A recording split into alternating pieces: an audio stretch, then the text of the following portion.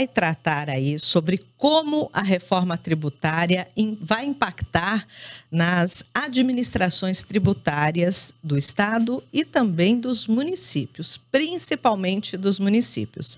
E para a gente desvendar aí essa situação, novamente eu recebo aqui Rodrigo Falco, presidente do Sindifiscal MS. Bom dia e bem-vindo. Bom dia, Lígia. Bom dia, ouvintes da CBN. É sempre muito bom estar aqui. E hoje nosso convidado é o Vitor Hugo de Almeida, que é gerente de tributos da Prefeitura lá de Paranaíba e atual presidente da AFISCO, Associação dos Auditores e Fiscais de Tributos dos Municípios de Mato Grosso do Sul. Bom dia, bem-vindo. Bom dia, Lídia. Bom dia, ouvintes da CBN. E é um prazer estar aqui para a gente poder fazer essa discussão. E eu vou começar primeiro te perguntando sobre a AFISCO, porque essa associação eu desconhecia. E aí você me falou agora, entrando no ar aqui, de que essa associação foi criada neste ano, né? Então ela já veio aí em função da reforma? Sim, bom dia. A AFISCO ela foi criada nesse contexto de reforma, porque o que a gente tem hoje no cenário dos fiscos municipais? Nós temos grandes fiscos e fiscos de médio e pequeno porte. Esses fiscos de médio e pequeno porte, muitas vezes eles não têm tanto acesso à rotina de fiscalização, e aí, para que a gente tenha mais força e a gente consiga trocar mais informações, a gente criou ela com esse objetivo. E aí, nesse momento de transição de reforma, que a gente precisa de mais informação, a gente precisa de mais mobilização dos fiscais, foi necessária a criação dela e ela está desempenhando esse papel junto com os fiscais estaduais, junto com o Tribunal de Contas até, para que a gente fomente essa discussão sobre a reforma tributária. E quais são os impactos dela e o que a gente tem que fazer, quais são os próximos passos para a gente entrar nessa reforma. Então, essa associação ela veio primeiramente no intuito de promover uma discussão técnica e aperfeiçoar o trabalho dos profissionais. Isso, perfeito. E aí, como a gente está em vias de virar essa chave desse sistema tributário, ela se torna ainda mais importante para a gente, vamos dizer, democratizar essa situação tributária e a gente traçar estratégias de forma macro para que a gente possa minimizar ao máximo os efeitos dela na administração tributária e, naturalmente, na população, porque para que a gente cumpra políticas públicas, a gente precisa de receita, né? Então, Rodrigo, e aí eu te pergunto, qual é a diferença hoje dos municípios de Mato Grosso do Sul para os municípios de outros estados como Paraná, São Paulo, por exemplo, quando se fala em impacto aí da reforma tributária na arrecadação dos municípios? Lígia, o principal desafio hoje dos municípios é justamente a imprevisibilidade, né? O que de fato vai acontecer? A gente tem, de um lado, o IPE, por exemplo, com estudo no qual constatou que 98% dos municípios têm uma expectativa de ganho. Só para a gente situar, o IPE é o Instituto de Pesquisas Econômicas e Aplicadas. Isso, exatamente. O IPE, que é um órgão dos mais respeitados, né, dentro do país com relação a previsões desse tipo. O IPE, ele analisou, ele fez o estudo no qual ele constatou que 98% dos municípios tendem a ganhar. Isso num contexto de aumento de 12% do PIB nos próximos 20 anos, que é um aumento esperado e factível, né? A gente espera, inclusive, que isso seja muito maior.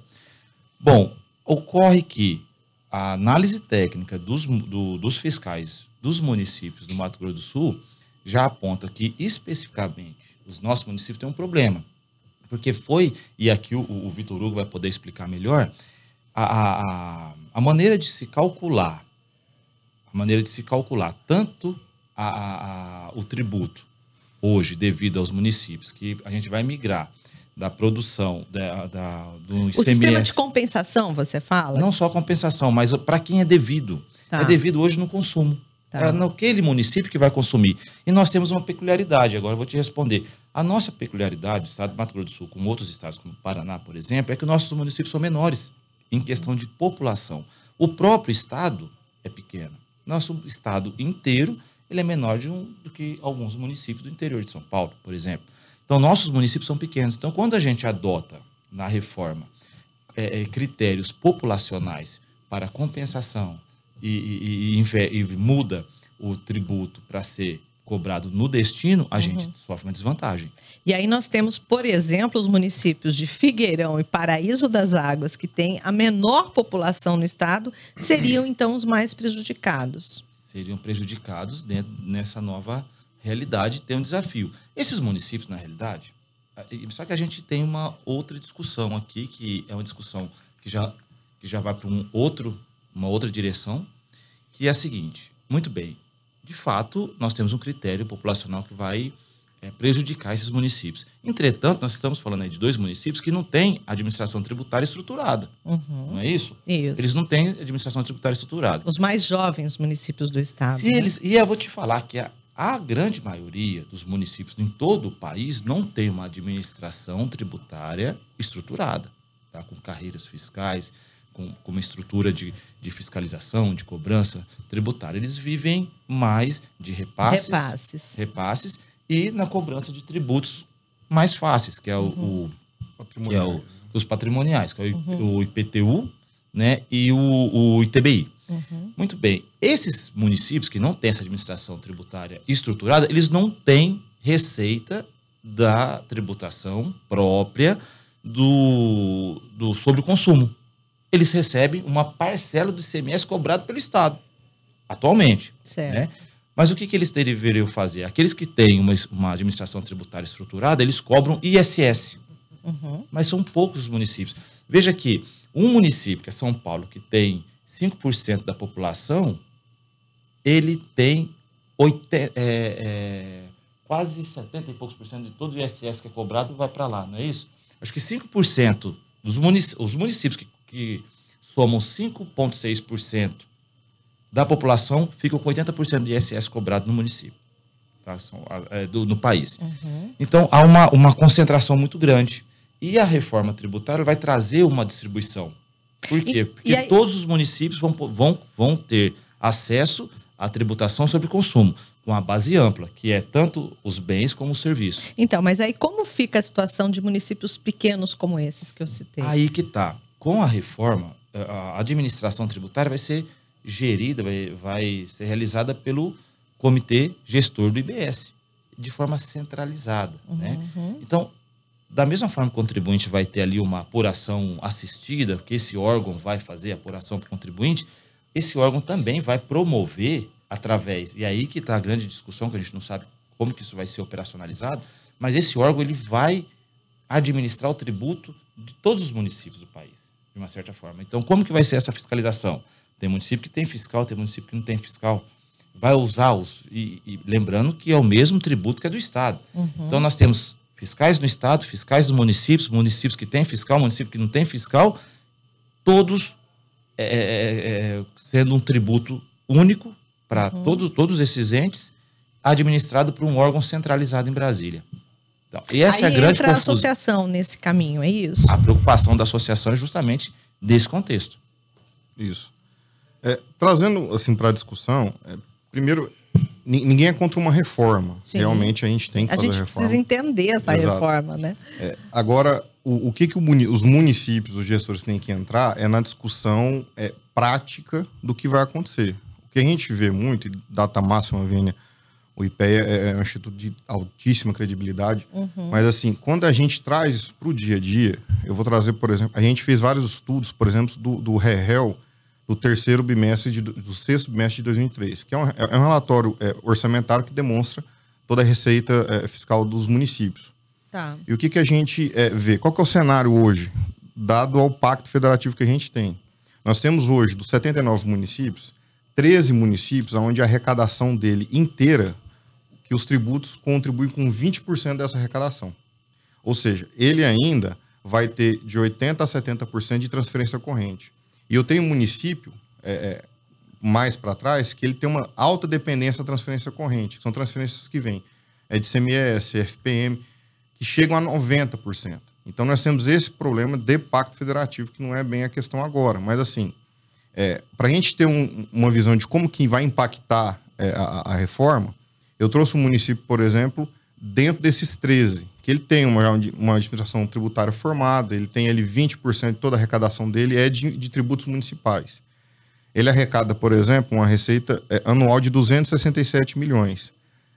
Os impostos representam 21%. Só que quando eu trago essa discussão para a receita própria, que é aquela receita na qual entra no fluxo de caixa do gestor, que é o que ele pode aumentar de uma cesta básica, é o que ele pode fazer uma reforma Ele tem uma liberdade de trabalhar Exato. com esse É o que ele recurso. consegue ampliar o serviço público. Essa Ou receita... investimento. Isso, ou investir. Então, essa receita própria, se eu somar o ISS, a cota parte do FPM e a cota parte do CMS, dá 97 milhões. Então, veja que dos 267, 97 é próprio. O resto é vinculado a situações de programa de governo ou saúde e educação. Então, desses 97, são 145 milhões. Então, desses 145 milhões, 97 milhões vai ter impacto direto da reforma. Então, mais de 70% da receita própria desse município vai ser impactada com a reforma. E aí, eu tenho municípios que esse impacto vai ser de 97%, por exemplo. Ou seja, toda a receita própria daquele município vai ser afetada pela reforma. E nós estamos num ano, nós inclusive entrevistamos há pouco aqui um dos candidatos à prefeitura da capital. E em ano eleitoral, os candidatos eles têm inúmeras propostas de investimentos nos municípios. Então isso significa que eles também estão fazendo propostas sem levar em conta esse impacto da reforma tributária. Tanto Aqui ainda vai ter a transição. Sim. Então, esses que estão prometendo hoje, estão prometendo ainda com a realidade, né? Mas o que a gente também tem que começar a ver, nós estamos, por exemplo, no momento de entrega de LOA. Né? Certo. Daqui a pouco, as leis de diretrizes orçamentárias, os planos plurianuais vão ter que levar em consideração essa transição. E aí eu enumerei, por exemplo, 4 impactos que a gente vai ter hoje, que a gente já pode ver que a gente vai ter. O primeiro impacto vai ser no FPM, porque quais são os impactos que vai ter no recurso próprio desse município? É o ISS, a cota parte CMS e o FPM. Então, o primeiro impacto é o IPI. Ele compõe o FPM. Então, a gente tem que ver como que esse impacto vai vir, como que isso vai ser redistribuído. O segundo impacto é a própria extinção do ISS. O ISS, por exemplo, a partir de 29 ele começa a diminuir e ele vai ser extinto em 33. E os municípios hoje, a gente pode... tem estudos dos economistas, de alguns economistas da reforma, que falam que o ISS ele não teve grande variação nesses períodos. Realmente, alguns municípios não tiveram, mas, por exemplo, lá no meu município, por exemplo... Paranaíba, em 2019, a arrecadação de ISS era de 6 milhões e 700 anual. Em 23, nós fechamos com 20 milhões. Por exemplo, um município que se industrializa vai ter um impacto muito diferente de um município turístico, por exemplo, onde você tem mais prestação de serviços, né? Sim.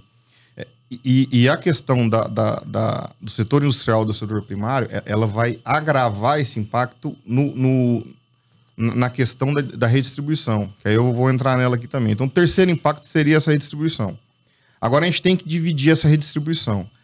Ela vai ser de duas formas, né? Que está no artigo 131 lá da emenda e o 148.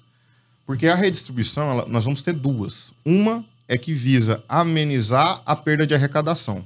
Ela começa em 33 também. Por isso a criação do fundo, né? Isso. E a outra, que vamos chamar ela de redistribuição constitucional, é aquela que o 25% do IBS vai fazer parte da receita do município, que é o que a gente já está acostumado com o ICMS. Né? Certo. Então, vamos primeiro falar sobre essa redistribuição de transição. Ela visa o quê? A gente vai ter uma alíquota referencial, que ela vai tentar chegar no percentual de perda dos municípios. Ainda tem a discussão se ela vai ser uma alíquota para todo mundo ou por município, mas ela vem com essa proposta. Então, essa redistribuição, quando o ISS ele começar a diminuir um décimo por ano, essa alíquota ela visa devolver essa perca de arrecadação para os municípios. Só que aí, quando você tem um município que ele está com uma administração tributária funcionando e cobrando o seu ISS, ele vai ter essa perda do ISS e, supostamente, ela vai ser recomposta por essa regra de transição. Agora, aquele município que não arrecada ISS, que tem sonegação, que tem evasão, ele não tem o que redistribuir. Esse o que recompor. Ele não tem o que recompor. Esse é o primeiro ponto. Então, se a sua administração tributária hoje ela não é efetiva em arrecadar o ISS, você já começa perdendo na reforma. Porque você, além de ter a sonegação, além de ter a evasão, você não tem o que ser recomposto. E nós estamos falando de uma regra de transição de 33 a 77. E que está pegando os dados atuais, né? Exato. Para poder fazer esse cálculo. Sim. Eles precisam estar na fotografia. Isso, é que a gente estava conversando. Que até 2029. O município ele precisa reestruturar a administração dele para chegar lá em 33, vamos dizer assim, bem na foto.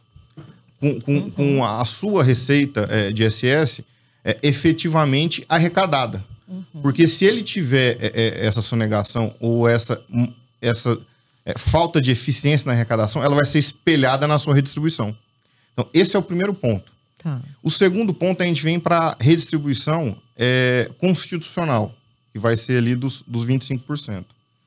Aí, essa é a que mais preocupa a gente quando a gente faz uma análise técnica do que acontece. A SomaSul ali pelo núcleo de gestão, com a doutora Michele também, a gente sentou, conversamos bastante sobre isso. E como que é o critério de divisão do ICMS hoje, né? Só para a gente situar o nosso ouvinte aqui, o nosso internauta, a SomaSul, Associação dos Municípios de Mato Grosso do Sul, que representa aí, então, essa gestão em todos os 79 municípios aqui do estado. Perfeito, obrigado.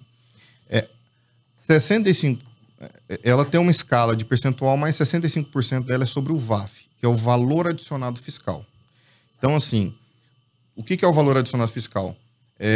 A grosso modo, é o valor da saída menos o valor da entrada. Então, tudo que entra dentro do estabelecimento comercial, ele vai ter uma saída. E esse ganho, essa variação, esse valor adicionado daquela mercadoria, ele vai compor o valor adicionado do município.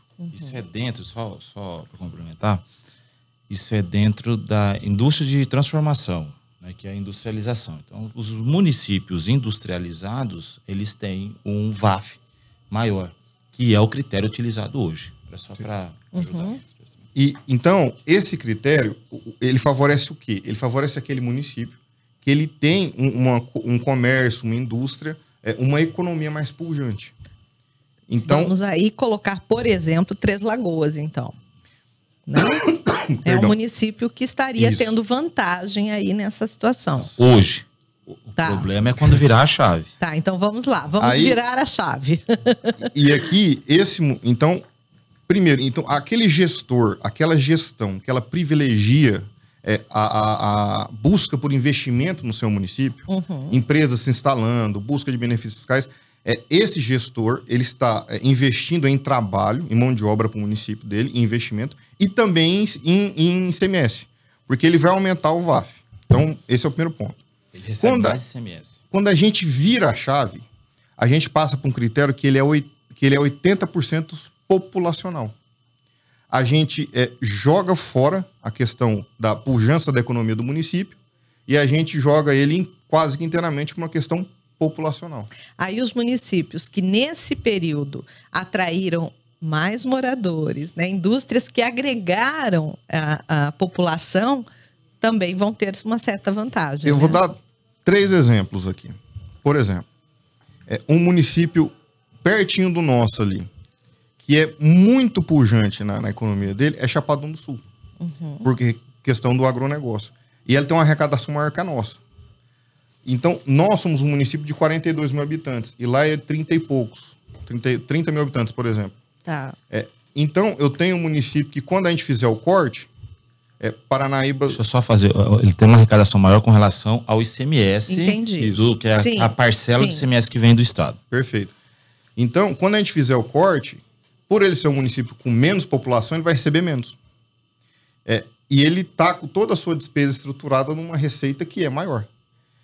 Outro exemplo é Inocência. Inocência agora está tendo uma arrecadação muito expressiva de ISS por conta da construção civil, E vai ter uma arrecadação muito grande por conta da Suzano que está instalando lá. E já temos Ribas do Rio Pardo já nessa situação. Isso, que é Arauco, é o terceiro que eu ia falar, que é Arauco lá, né? Lá é Arauco. Então eu vou fazer as duas, Ribas e Inocência. Certo. Então elas estão tendo uma arrecadação muito grande, inclusive os 13 municípios que eu citei lá no começo, os dois estão nesses 13, porque eles estão tendo uma representação do ISS muito grande por conta das obras que estão vindo, porque eles elegeram, de forma muito acertada, elegeram eles como responsáveis tributários. Todo o serviço que eles prestam ali é retido por esses municípios e repassado para o município. Retidos pelas essas grandes indústrias e repassado para o município. Então ele tem um ganho de arrecadação muito grande e vai ter um ganho de arrecadação muito grande com o ICMS, com a cota parte do ICMS. Quando a gente vira a chave, quantos habitantes tem Ribas e Inocência? Ribas estava com 22 mil, agora com do dia que efetivou a fábrica, eu já não sei mais. Mas estava em torno de 22 mil habitantes. Então você vai para um corte de município de 22 mil habitantes. Então você tinha uma cota à parte de ICMS altíssima por conta do valor adicionado que estava causando a empresa, e você cai para um corte de 22 mil. O IBS... E lá em Inocência, eu acredito que Inocência está com 8, 9 mil habitantes. 10 mil. E tem algo a se fazer para esses municípios? Há alguma saída para poder aí... Mas o que acontece, Lígia? Justamente, a gente sabe que isso vai acontecer. Mas o que não se consegue calcular é se de fato isso representará uma queda na arrecadação. Entendeu? Porque da mesma forma que vai acontecer essas situações nesses municípios, como eles estarão tendo esse ganho agora, esse aumento da arrecadação, eles entrarão na questão do ressarcimento. Né? Eles vão sair bem na foto. O que não pode acontecer é essa reforma inviabilizar, né, esses municípios principalmente, menores, né? Principalmente no nosso tipo de federação, que nós adotamos aqui em 88, que os municípios têm uma importância muito grande na prestação de serviço público, nas suas políticas públicas. É importante que o município, e é uma preocupação, inclusive, do nosso governador aqui, o Riedel, na municipalização. Ele foca na municipalização. Porque o município, ele é necessário que se amplie as políticas públicas dos municípios e a relevância dos serviços públicos que eles prestam, que é a educação na primeira infância, que isso é muito importante para o desenvolvimento do indivíduo, e na atenção básica da saúde. Então, os municípios precisam não só não serem inviabilizados, como eles precisam ter um avanço na arrecadação para que esses serviços de grande importância possam ser prestados, né? Quando a gente fala o que os municípios... Primeiro é entrar na discussão. A gente está com 2 projetos de lei da reforma sendo discutidos, né? Então, entrar nessa discussão. Por exemplo, a gente tem... quando a gente fala em reposição do ISS, a gente fala em receita média. Como que vai ser essa receita média? Vai ser de quais anos para trás? Ainda não foi definido. Então, tudo isso é o que está sendo discutido lá, né, nesses núcleos de trabalho, os grupos de trabalho que estão lá. E aí temos os lobbies, né? Cada um puxando para um lado, né? Mas vamos pegar um exemplo. Acho que Corumbá tem problema do ISS com os bancos. Não é isso? Sim. Corumbá tem.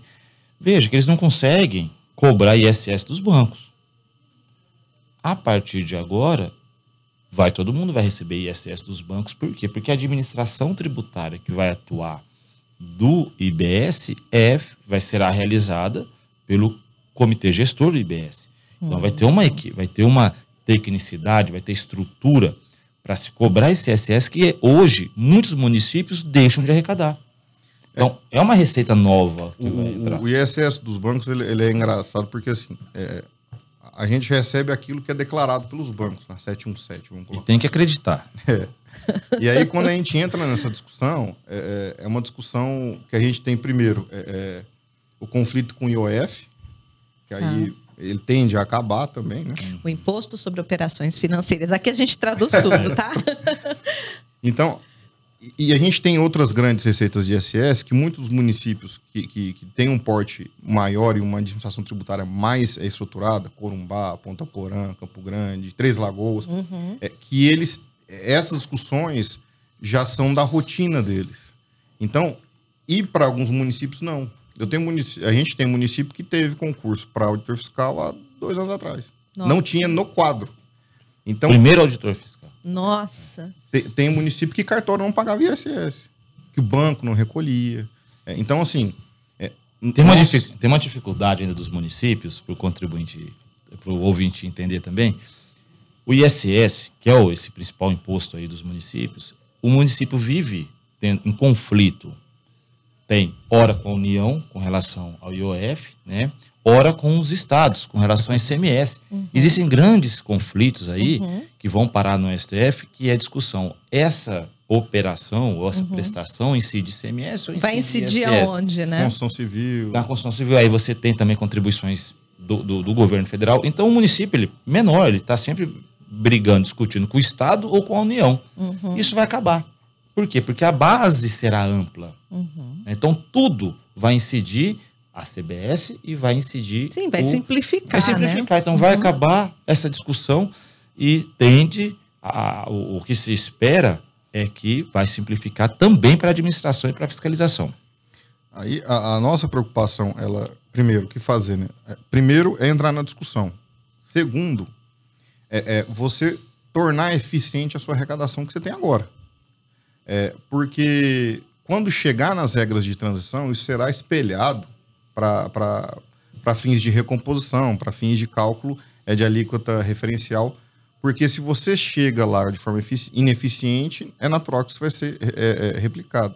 Aí alguns economistas ainda falam da questão da concentração do ISS. Isso foi tentado ser regulamentado pela Lei Complementar 157, que ela tirava ali dos grandes centros a questão do administração de cartão de crédito, plano de saúde, alguns serviços como esse. A lei foi aprovada e ela teve a sua vigência suspensa pelo STF, por exemplo. Então, o município ele não tem essa força para avançar com essas pautas. Assim. Porque se essa lei complementar 57 ela tivesse vigente hoje, o município hoje ele estaria recebendo o ISS sobre a administração de cartão de crédito. E o desafio nesse momento é encontrar uma fórmula que atenda a todos. É claro que a gente sempre tem falado aqui. Pede-se de um lado, ganha-se de outro. Nosso tempo está acabando e eu queria uma consideração final de vocês. Pelo que eu estou entendendo do que vocês estão falando, o município precisa ali ser rigoroso agora, né? Tecnicamente, é isso, para evitar maiores prejuízos. Precisa... Na linha eu concordo com o presidente Vitor Hugo, os municípios precisam, principalmente os Mato Grosso do Sul, precisam se estruturar, se organizar e vai ao encontro da iniciativa dele de criar a associação, para que possam, de fato, estarem bem posicionados quando virar a chave, no sentido de que saírem bem na foto, para que possam se desenvolver, para que possam tirar proveito dessa reforma como todo mundo espera. Eu concordo com o presidente Rodrigo e assim, não é nenhum alerta, mas chamar os municípios, os gestores, principalmente agora que a gente está em época de eleição, esses novos ou aqueles que forem reeleitos, trazer para dentro da pauta prioritária deles a questão da reforma e a questão da sua administração tributária. Nós precisamos fazer essa administração tributária de forma mais eficiente, fazer principalmente uma cobrança de forma mais eficiente. Então, quando a gente conseguir fazer essa estrutura funcionar melhor, esses municípios vão poder entrar da melhor forma possível numa regra de transição. Para que a gente não tenha prejuízos, não é nem para a questão do município, é para a população. Porque a população hoje, ela vive no município. Exato. O cidadão, quando ele precisa de alguma coisa, ele vai na prefeitura, ele vai no posto de saúde, ele está na escola da rede municipal, a merenda é na rede municipal. Então, tudo isso que o município precisa, ele vai colher esse serviço público no município. A gente já tem uma parcela muito pouco no Pacto Federativo da arrecadação. Então, a gente precisa tornar mais eficiente possível e entrar nessa discussão para a gente ver como a gente vai fazer isso e traçar de forma conjunta estratégias de arrecadação e eficiência da administração pública em prol da população. Isso sempre pensando em que aconteça tudo isso sem aumentar a carga tributária para a população, que ela já está no máximo. Exato, né? já ninguém aguenta mais. Com certeza. Nosso tempo acabou e eu agradeço demais aqui, Rodrigo Falco, do presidente do Sindifiscal MS e agora o presidente aí da Associação dos Auditores e Fiscais de Tributos dos Municípios de Mato Grosso do Sul. Vamos divulgar essa nova associação, que é a AFISCO. Vitor Hugo, muito obrigada, viu? Eu agradeço, Lígia. Obrigado, Lígia, e obrigado aos ouvintes. Série especial: Os impactos da reforma tributária.